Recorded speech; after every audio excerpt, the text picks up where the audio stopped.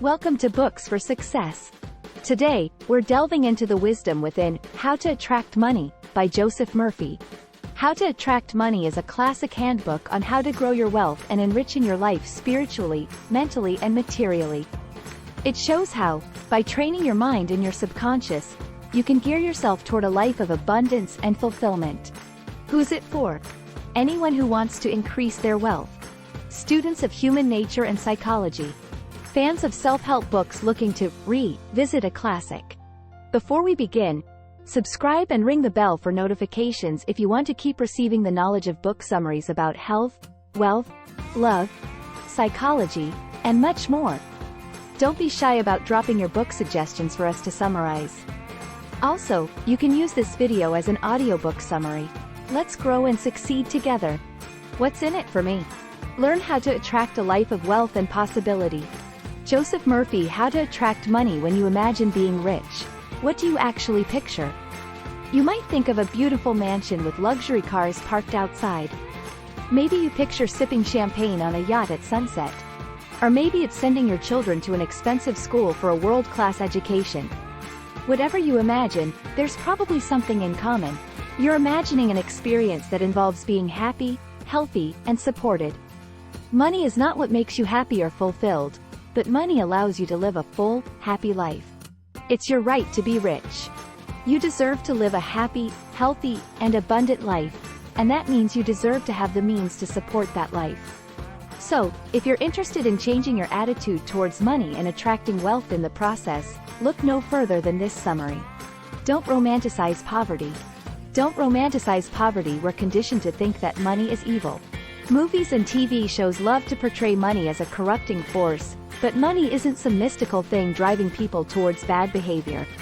It's a system for swapping goods and services. There's nothing inherently evil about money, and wanting more is not an evil thought.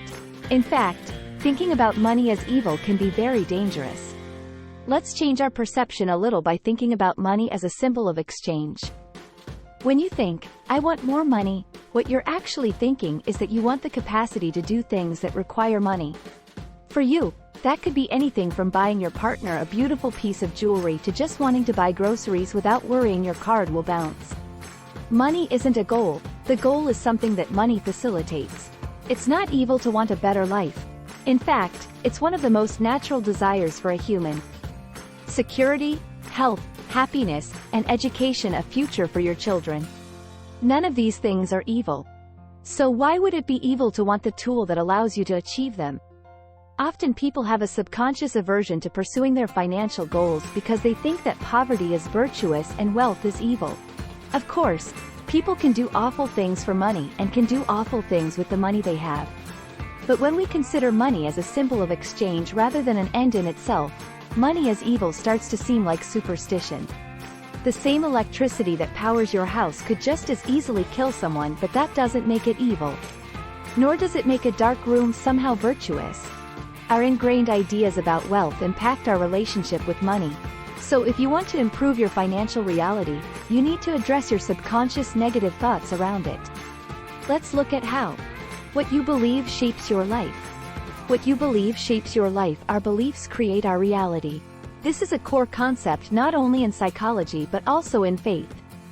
And it means that the only thing preventing you from living an abundant life is you believing that you can't. The author once worked with an Australian man who desperately wanted to be a doctor but didn't have the money for college and hadn't even finished high school. He made a living by cleaning for the doctors he wanted to be like. In that situation, it's easy to be taken over by negative thoughts. "I'm not smart enough. I'll never be able to pay for it. I'm too old." Instead, the man went to bed each night imagining his name on the diplomas he had to clean. He didn't accept the negative doubts or assumptions and committed to the dream. When one of the doctors in the office found out, he started training the man to become a technical assistant. He was taught how to sterilize instruments, prepare injections, and do some basic first aid. Seeing the student's passion and talent, this doctor eventually paid for him to finish high school and go to medical school. He ended up becoming a prominent doctor in Montreal. The man had turned his dream into a conviction, paving the way for its fulfillment. By interrupting negative assumptions, you open the way for new possibilities in your reality. Your actions are often impacted by the subconscious movements of your mind, inner feelings, and convictions. By influencing the subconscious, you're setting the north on a compass that you're compelled to follow in the deepest sense. Naturally, you're guided toward success. How to change your mind. How to change your mind. Think positive isn't exactly groundbreaking advice, and it's easier said than done. After all, a lot of our negative thoughts are subconscious or intrusive. But if wealth comes from a state of mind, then one way to impact that is through affirmations. Relax into a meditative state. You might choose to do this while falling asleep at night, or if you have a quiet moment during the day. Let your mind wander over questions about wealth. What does it actually mean? Where does wealth come from? How does money flow? Once you're relaxed, repeat affirmations of wealth to yourself. For the author, this is synonymous with prayer.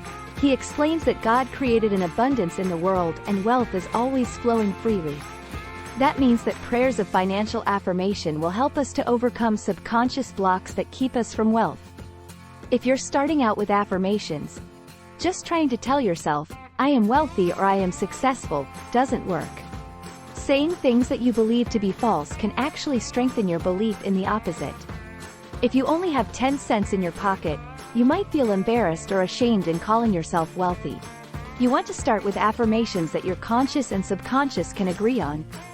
My wealth is growing. Every day I am more successful. It's easier for you to agree that things are on an upward slope than to imagine they're already at the top. As your relationship with money and success becomes more positive, more ambitious affirmations will become easier. If you treat the end as inevitable, the steps toward it are always possible. Stealing from yourself. Stealing from yourself. By now, we've learned that in order to attract money, you need to foster positive ideas around your own wealth and financial situation. But this also means being conscious of how you think about other people's wealth. Emotions of jealousy, envy, and bitterness all damage your relationship with your finances. If you allow these feelings to grow unchecked, you're feeding the parts of your subconscious that believe you're lacking and that keep you from harnessing your own potential. Imagine, a colleague has just gotten promoted over you. If your response to this is that you feel robbed, you begin to psychologically disengage with the company or your work. It's easy to be caught up in what was taken from you. But if you guide yourself into feeling happy for that colleague, you're able to stay engaged and foster the relationships that could help you succeed in the future. Similarly, gaining wealth at the expense of others can negatively affect your relationship with money.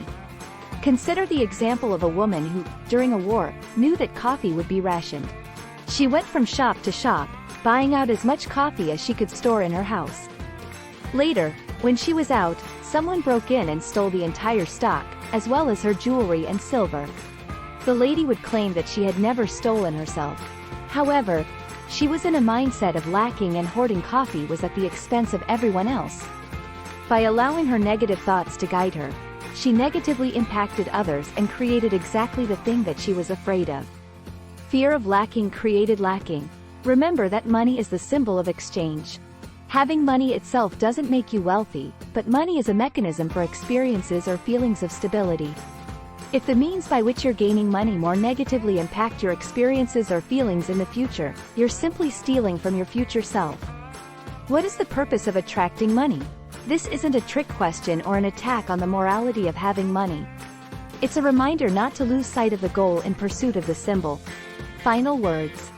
In this summary onto How to Attract Money by Joseph Murphy, you've learned that improving your psychological relationship with your finances is the key to attracting money.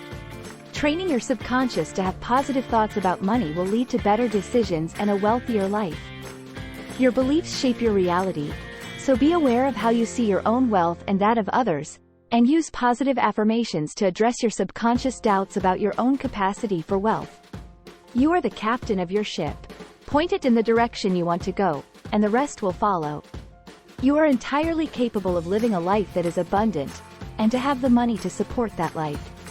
The only thing that's holding you back is you. Thanks for being part of our insightful voyage. If our summary piqued your interest, we encourage you to dive into the complete book for a deeper understanding. Don't forget to like this video, subscribe for more content if you're new here, and share it with others who might find it valuable. Keep on reading, discovering, and advancing until our next adventure.